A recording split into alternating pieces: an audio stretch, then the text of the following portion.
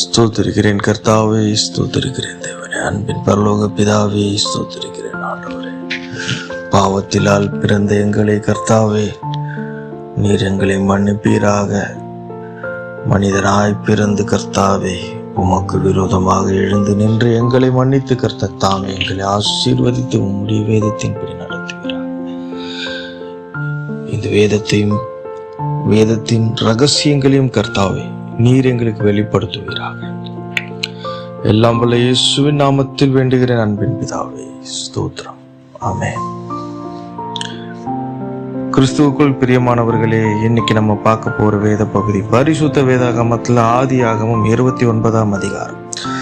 யாக்கோபு பிரயாணம் பண்ணி கீழ்த்திசையாரின் தேசத்தில் போய் சேர்ந்தான். அங்கே வயல்வெளியிலே ஒரு கிணற்றையும் அதன் அருகே மடங்கி இருக்கிற 3 ஆட்டு மந்தைகளையும் கண்டான். அந்த கிணற்றிலே மந்தைகளுக்கு தண்ணீர் காட்டுவார்கள். அந்த கிணற்றின் வாய் ஒரு பெரிய கல்லினால் அடைக்கப்பட்டிருந்தது. அவ்விடத்தில் மந்தைகள் எல்லாம் சேர்ந்த பின் கிணற்றின் வாயில் இருக்கும் கல்லை மேய்ப்பர் புரட்டி ஆடுகளுக்கு தண்ணீர் காட்டி மறுபடியும் கல்லை முன்னிருந்தபடி கிணற்றின் வாயில் வைப்பார்.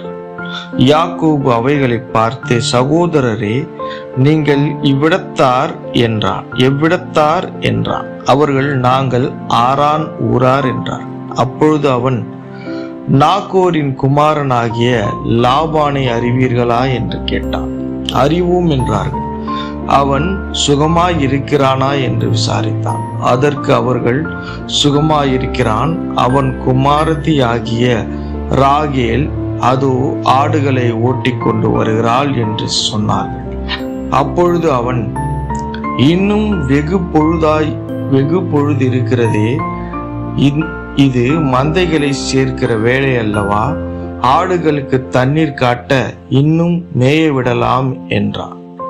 அதற்கு அவர்கள், எல்லா மந்தைகளும் சேரும் முன்னே அப்படி செய்யக்கூடாது. சேர்ந்த பின் கிணற்றின் வாயில் உள்ள கல்லை புரட்டுவார்கள். அப்பொழுது ஆடுகளுக்கு தண்ணீர் காட்டுவோம் என்றார்கள். அவர்களோடே அவன் பேசிக் கொண்டிருக்கும் போதே தன் தகப்பனுடைய ஆடுகளை மேய்த்து கொண்டிருந்த ராகேல் அந்த ஆடுகளை ஓட்டி கொண்டு வந்தாள். யாக்கோபு தன் தாயின் சகோதரனான லாபானுடைய குமாரத்தியாகிய ராகேலையும் தன் தாயின் சகோதரனாகிய லாபானின் ஆடுகளையும் கண்டபோது யாக்கோபு போய் கிணற்றின் வாயில் இருந்த கல்லை புரட்டி தன் தாயின் சகோதரனாகிய லாபானின் ஆடுகளுக்கு தண்ணீர் காட்டினான். பின்பு யாக்கோபு ராகேலை முத்தம் செய்து சத்தமிட்டு அழுது, நான் அவன் தகப்பனுடைய மருமகன் என்றும் ரெபெக்காளின் குமாரன் என்றும் ராகேலுக்கு அறிவித்தான். அவள் ஓடி போய் தன் தகப்பனுக்கு அறிவித்தாள். அன்பின் பிரியமானவர்களே, இப்ப என்ன பார்க்கிறோம்? யாக்கோபு பிரயாணம் பண்ணி கீழ் தேசத்துல இருக்க போய் சேர்ந்தான். அங்க ஒரு வயல்வெளியில இருக்கிற கிணற்றை பார்க்கறான். அவங்க கிட்டத்தட்ட அந்த ஊரை ரீச் பண்ணதுக்கு அப்புறமா அந்த கிணத்தை அவங்க எல்லாமே மூடி 3 ஆட்டு மந்தைகளை பார்த்தா அவங்க எல்லாருமே அந்த கிணற்றை சுத்தி இருக்கிறாங்க.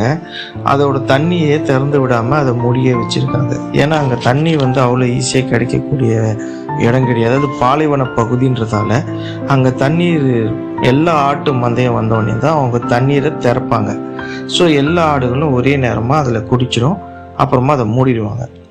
இப்போ இது அவங்க எல்லாமே மூடி வச்சிருக்காங்க. ஏன் மூடி வச்சிருக்கீங்கன்னு கேட்கும்போது, இல்லை இன்னும் சில ஆடுகள்லாம் வரணும், அதெல்லாம் வந்ததுக்கு அப்புறம் தான் நாங்கள் இது திறப்போம் அப்படின்னு அவங்க சொல்றாங்க. அப்படி சொல்லிட்டு இருக்கும்போது, உங்களுக்கு லாபானை தெரியுமா அப்படின்னு விசாரிக்கிறான். அவன் ஒன்னையும் அங்க இருக்கான் பத்தியா, அங்க தூரத்துல வராப்பார், அவதான் லாபானுடைய பொண்ணு அப்படின்னு சொல்றான். அவனை பார்த்த உடனே கூட வரத்தான் அதோட ஆடுகள் அப்படின்னு சொன்னோடனே அவங்க அதை அப்படியே மேய்ச்சிக்கிட்டே வரும்போது அந்த தண்ணி தொட்டிக்கிட்ட அந்த கிணற்றுக்கிட்ட வரும்போது இவன் என்ன பண்ணா, மற்ற மந்தைகள்லாம் வர்றதுக்கு முன்னால அங்க இருக்கக்கூடிய கிணற்றின் வாயில திறந்து உடனே அந்த ஆடுகளுக்கு குடிக்க கொடுத்துட்டான். அது அந்த ஆடுகள் தாகமா இருக்கவே கூடாதுன்னு இவன் அத்தனை பேரையும் எதிர்த்துக்கிட்டு அந்த இடத்த திறந்துக்கிறான். இதே மாதிரி தான், இதே சுச்சுவேஷனில் தான், பட் வேற சுச்சுவேஷன். பட் இவங்க அம்மா வந்து அந்த மூத்த ஊழியக்காரனை இதே கிணத்தழையில தான் பார்த்துருப்பாங்க. இவனும் அப்படியே தான் பார்க்குறான்.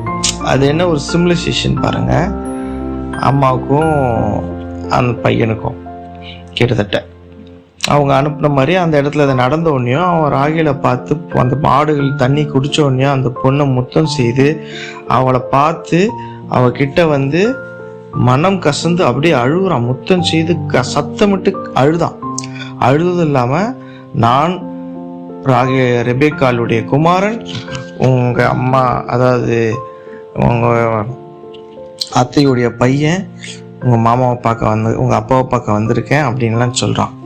சொன்னதுக்கப்புறம் லாபான் தன் சகோதரனின் குமாரனாகிய யாக்கோபுடைய செய்தியை கேட்டபோது அவனுக்கு எதிர்கொண்டு ஓடி அவனை கட்டி கொண்டு முத்தம் செய்து தன் வீட்டுக்கு அழைத்து கொண்டு போனான். அவன் தன் காரியங்களை எல்லாம் விவரமாய் லாபானுக்கு சொன்னான். அப்பொழுது லாபான், நீ என் எலும்பிலும் என் மாம்சமானவன் என்றான்.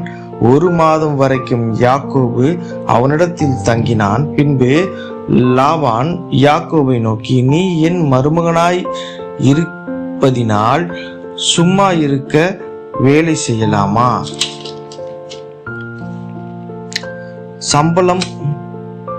சம்பளம் எவ்வளவு கேட்கிறாய் சொல் என்றான். அவன் கிட்டத்தட்ட அங்க ஒரு மாசம் தங்கினதுக்கு அப்புறமா அவன் வந்து அங்க இருக்கிற சின்ன சின்ன வேலையெல்லாம் செஞ்சிட்டு இருக்கான்.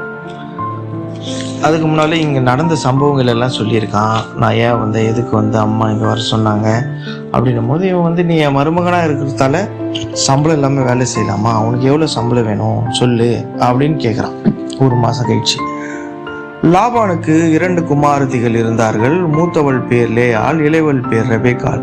லேயாளுடைய கண்கள் கூச்ச பார்வையாயிருந்தது. ராகேலோ ரூபவதியும் பார்வைக்கு அழகானவளுமாய் இருந்தாள். யாக்கோபு ராகேல் பேரில் பிரியப்பட்டு, உம்முடைய இளைய குமாரத்தி ஆகிய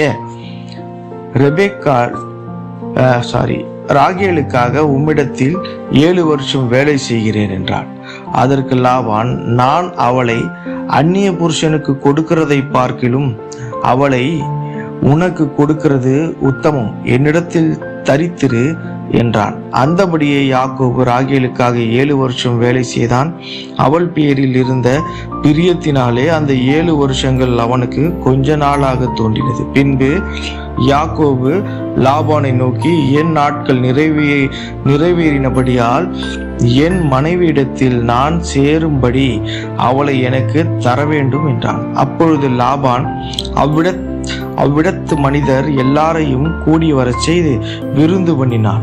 அன்று இரவில் அவன் தன் குமாரத்தியாகிய லேயாளை அழைத்து கொண்டு போய் அவனிடத்தில் விட்டான். அவளை அவன் சேர்ந்தான். லாபான் தன் வேலைக்காரியாகிய சில்பாளை தன் குமாரத்தியாகிய லேயாளுக்கு வேலைக்காரியாக கொடுத்தான். காலையிலே இதோ அவள் லேயாள் என்று யாக்கோபு கண்டு லாபானை நோக்கி, ஏன் எனக்கு இப்படி செய்தீர்? ராகேலுக்கு அல்லவா உம்மிடத்தில் வேலை செய்தேன், பின்னே ஏன் எனக்கு வஞ்சகம் பண்ணினீர் என்றான். அதற்கு லாபான், மூத்தவள் இருக்க இளையவளை கொடுப்பது இவ்விடத்தில் வழக்கமல்ல. இளையவளுடைய 7 நாளை நிறைவேற்று, அவளையும் உனக்கு தருவேன். அவளுக்காகவும் நீ இன்னும் 7 வருஷம் என்னிடத்தில் வேலை செய் என்றான். ஸ்தோத்திரம். என்னாச்சு, என்ன சம்பளம் வேணும்னு இவனை கேட்குறாங்க. அதுக்கு அவன் என்ன சொன்னா, அவங்க அம்மா அப்பா சொன்னது ஞாபகம் இருக்கும். எனக்கு சம்பளம்லாம் வேண்டாம், எனக்கு வந்து அவன் முதல்ல பார்த்த அந்த பெண்ணை ராகேல் மேலே ரொம்ப விருப்பப்பட்டான். முத்தம் செய்தால முதல்ல அந்த பெண்ணுக்காக நான் உங்ககிட்ட 7 வருஷம் வேலை செய்கிறேன், அந்த பெண்ணை எனக்கு கட்டி கொடு அப்படின்னு கேட்டான். இவனும் வந்து, என் பொண்ணு வெளியாளுக்கு நான் கொடுக்கறதுக்கு பதிலாக உனக்கு கொடுக்கறது, நீ எலும்பும் என் ரத்தமுமா இருக்க, உனக்கு கொடுக்கறத விட நான் வெளியாளுக்கு கொடுக்கறத விட உனக்கு கொடுக்கறதே பெட்டராக இருக்கும், எனக்கு சந்தோஷம் தானே அப்படின்னு சொல்கிறான். அதுக்காக நீ எனக்காக 7 வருஷம் வேலை செய்யுன்னு சொல்கிறான். ஓகே, இவனும் சம்மதிக்கிறான். அந்த 7 வருஷம் இவன் மேலே இருந்த விருப்பத்தால் அப்படியே ஒரு சில நாட்கள் போல் அவனுக்கு காணப்பட்டது. அந்த 7 வருஷம் முடிஞ்ச உடனேயும் அவன் லாபான் கிட்ட போய் 7 வருஷம் முடிவடைஞ்சிச்சு, எனக்கு உன் பொண்ணை கட்டி கொடுன்றான். அவனும் அந்த இடத்துல ஒரு விருந்து பண்ணி அன்றிரவு ராத்திரியில் அந்த பெண்ணை வந்து அவனுக்கு கட்டி வைக்க சொல்கிறான். ஆனால் இங்கே லாபான் ஒரு வேலை பார்த்துட்டான். இவன் என்ன பண்ணா, அவனுக்குடைய இன்னொரு பெண் பெரியவள் இருக்கா, அவளுக்கு வந்து மாறு கண் இருக்கும், ஒரு கூச்ச கண் இருக்கும், சரியான கண் பார்வை இருக்காது. இவ வந்து ரொம்ப அழகானவ, சின்னவ. பெரியவ வந்து கொஞ்சம் அழகு நம்ம அப்படி சொல்ல முடியாது, பட் பார்வைக்கு நம்ம அப்படி தானே பார்க்குறோம், இதுதான் அழகு நம்ம ஃபிக்ஸ் பண்ணி இருக்கிறதால அப்படி சொல்ல வேண்டிய கட்டாயத்தில் இருக்கும். சரி, அந்த மாதிரி இருக்கும்போது அந்த பெண்ணை அவங்களுக்கு கட்டி வச்சிடான். இவன் வந்து கல்யாணம் காலையில் விடிஞ்சு பார்க்குறான், அந்த பெண்ணு கூட ஒரு சர்வெண்ட்டையும் அவனுக்கு கொடுத்துறான். எப்போவுமே ஒரு பெண்ணு கொடுக்கும்போது அவங்களுக்கு உதவிக்காக ஒரு வேலைக்காரியும் கூட கொடுப்பாங்க. நம்ம காலையில் பார்க்கும்போது என்னடா இது மாற்றி கொடுத்துட்டீங்களே, ஏன் இப்படி என்னை ஏமாத்தினீங்க அப்படின்னு சொல்லி அவனை கேட்குறான். இவன் என்ன சொல்லிட்டான், இவன் பக்கா பிளான்டு, இவன் 2 பொண்ணையும் கட்டி கொடுக்கலான்னு முடிவு பண்ணிட்டான். ஸோ இவன் என்ன பண்ணிட்டான், சரி நான் என் மூத்தவள் இருக்கும்போது நான் இளையவளை நான் எப்படி கட்டி கொடுக்க முடியும், அதனால தான் மூத்தவளை முதல்ல கொடுத்தேன், நீ வந்து 7 நாள் அவ கூட இரு, இளையவளையும் நான் உனக்கு கட்டி கொடுக்குறேன், ஆனால் திருப்பி இன்னொரு 7 வருஷம் நீ எனக்காக வேலை செய்யணும் அப்படின்னு சொல்லி அவனை வந்து கட்டாயப்படுத்திட்டான். லாபான் மூத்தவள் இருக்க ஓகே வேலை செய் என்றான். அந்தபடியே யாக்கோபு இவளுடைய 7 நாளை நிறைவேற்றினான். அப்போது தன் குமாரத்தியாகிய ராகேலையும் அவனுக்கு மனைவியாக கொடுத்தான். மேலும் லாபான் தன் வேலைக்காரியாகிய பில்காலை தன் குமாரத்தியாகிய ராகேலுக்கு வேலைக்காரியாக கொடுத்தான். யாக்கோபு ராகேலையும் சேர்ந்தான். லேயாளை பார்க்கிலும் ராகேலை அவன் அதிகமாய் நேசித்து பின்னும் 7 வருஷம் அவனிடத்தில் சேவித்தான். லேயாள் அற்பமாய் எண்ணப்பட்டாள் என்று கர்த்தர் கண்டு அவள் கர்ப்பம் தரிக்கும்படி செய்தார். ராகேலோ மலடியாயிருந்தாள். லேயாள் கர்ப்பவதியாகி ஒரு குமாரனை பெற்று கர்த்தர் என் சிறுமையை பார்த்தருளினார். அப்பொழுது என் புருஷன் என்னை நேசிப்பார் என்று சொல்லி அவனுக்கு ரூபன் என்று பெயரிட்டாள். மறுபடியும் அவள் கர்ப்பவதியாகி ஒரு குமாரனை பெற்று நான் அற்பமாய் எண்ணப்பட்டதை கர்த்தர் கேட்டருளி இவனை எனக்கு தந்தார் என்று சொல்லி அவனுக்கு சிமியோன் என்று பெயரிட்டாள். பின்னும் அவள் கர்ப்பவதியாகி ஒரு குமாரனை பெற்று என் புருஷனுக்கு 3 குமாரை பெற்றபடியால் அவர் இப்பொழுது என்னோட சேர்ந்திருப்பார் என்று சொல்லி அவனுக்கு லேவி என்று பெயரிட்டார். மறுபடியும் அவள் கர்ப்பவதியாகி ஒரு குமாரனை பெற்று இப்பொழுது கர்த்தரை துதிப்பேன் என்று சொல்லி அவனுக்கு யூதா என்று பெயரிட்டாள். பிற்பாடு அவளுக்கு பிள்ளை பேரு நின்று போயிற்று. அதாவது இப்ப என்ன ஆச்சுன்னா, அவனுடைய அந்த 7 நாள் கம்ப்ளீட் ஆனதுக்கு அப்புறம் இவன் சொன்ன மாதிரி தன்னுடைய 2வது மகளையும் அவனுக்கு கட்டி கொடுக்குறா. அவ கூட ஒரு வேலைக்காரியும் கொடுக்குறா. பில்கால் என்ற வேலைக்காரியும் அவன் கூட கொடுக்குறான். அவ குமாரத்தி ராகேலும் அந்த வேலைக்காரியை கொடுத்து யாக்கோபு ராகேலை அதிகமாக நேசித்து அவ கூடவே சந்தோஷமா இருந்தான். லேயாளை பார்க்கலும் ராகேலை வந்து அதிகமாக நேசிச்சான். பின்னும் 7 வருஷம் அவன் கூட வந்து வேலை செஞ்சான். லேயாள் வந்து அற்பமாக எண்ணப்பட்டான். அதை கர்த்தர் கண்டு லேயாளுக்கு கர்ப்பம் தரிக்க செஞ்சார். ராகேலுக்கோ குழந்தையே இல்லை. 7 வருஷம் ஆகியும் குழந்தையே இல்லை.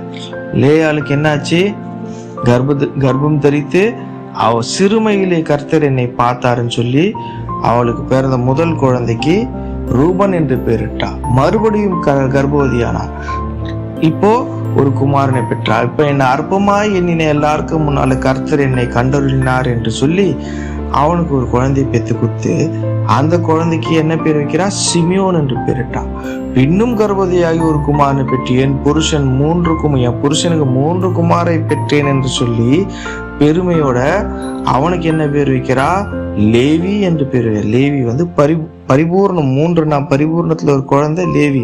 இந்த லேவி என்ற குழந்தையில இருந்தா லேவி கோத்திரமே உருவாச்சு. அப்புறமா மறுபடியும் அவள் கர்ப்பவதியாகி ஒரு குமாரனை பெற்று இப்ப கர்த்தரை துதிப்பேன். இப்ப துதிச்சுக்கினே இருக்கா, என்ன சொல்றதுனே தெரியாது.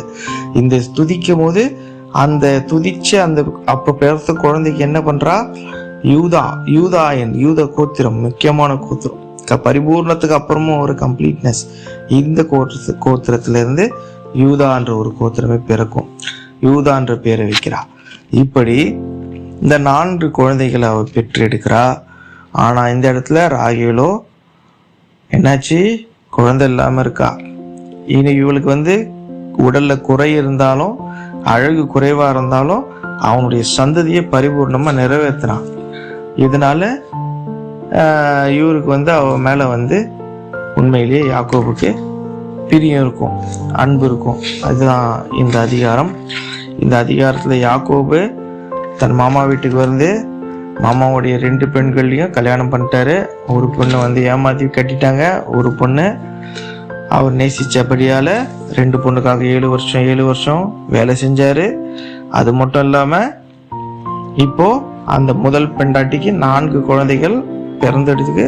ரூபன், அதுக்கப்புறம் வேற என்ன பேர் பார்த்தோம், ஆக்சுவலா ரூபன், அது ஸ்தோத்திரம் எங்க சிமியோன், அப்புறம் யூதா, அதுக்கப்புறமா லேவி, அப்புறம் யூதா. இந்த திருப்பி சொல்லிடுறேன், ரூபன், சிமியோன், லேவி, யூதா. இந்த 4 குழந்தைகளை அவர் பெற்றெடுத்தா. முதல் 4 வாரிசு யாருக்கு? யாக்கோபுடைய சந்ததி விருத்தி அடைகிறது. இத்தோடு இந்த அதிகாரம் முடிவுற்றது. ஆமென்.